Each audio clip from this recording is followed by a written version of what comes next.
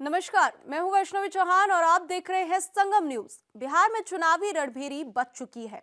विधानसभा में हो रही बहस अब तर्कों से नहीं, थप्पड़ों से चल रही है और लोकतंत्र की सबसे बड़ी पंचायत में अब धक्का मुक्की और हाथापाई तक पहुंच चुकी है। क्या है ये नया घोटाला जिसका नाम है एसआईआर? क्यों बवाल मच गया है वोटर लिस्ट में 52 लाख नामों की काटछाट को लेकर? और क्या सच में बिहार सरकार पेपर लीक और रोजगार पर फेल हो चुकी है?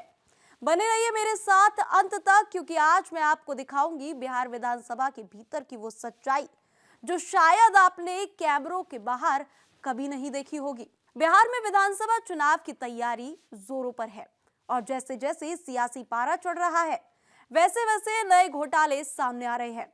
सबसे बड़ा धमाका हुआ जब चुनाव आयोग ने साफ साफ कहा कि करीब 52 लाख वोट काटे गए हैं।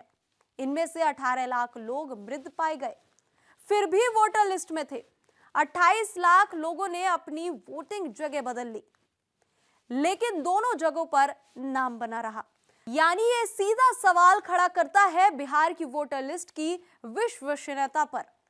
और यही कारण है कि विपक्ष विफर पड़ा है। आरजेडी ने तो चुनाव का बहिष्कार करने तक की धमकी दे डाली है। अब बात करते हैं उस शर्मनाक दृश्य की जो बिहार विधानसभा में देखने को मिला। उप मुख्यमंत्री सम्राट चौधरी और विपक्ष के नेता तेजस्वी यादव के बीच जो बहस शुरू हुई वो इतनी गर्म हो गई कि बीजेपी और आरजेडी के विधायकों में धक्का मुक्की और हाथापाई तक की नौबत आ गई। मार्शल्स को बुलाना पड़ा।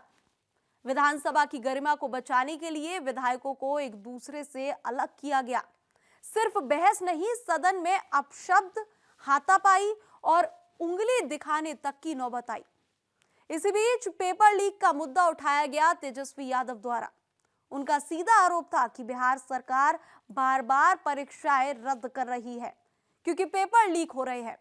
वहीं दूसरी तरफ सम्राट चौधरी ने कहा कि अगर लीक हुआ है तो साबित करिए, सबूत लाइए। आरोप लगाना आसान है, दिखाइए सबूत। पहले आप संसद में मची बहस देखिए जरा। जो फर्जी वाला देखिए पत्रकार, जिसका बाप जो है अपराधी हो बिहार का, वो क्या बोलेगा? बाप के बिहार का लुटेरा हो, लुटेरा। शांति बना रखिए, बैठिए। यहाँ असली सवाल ये है, क्या विधानसभा की ये सारी उठापटक सिर्फ चुनावी स्टंट है या वाकई बिहार की जनता की आवाज उठाई जा रही है?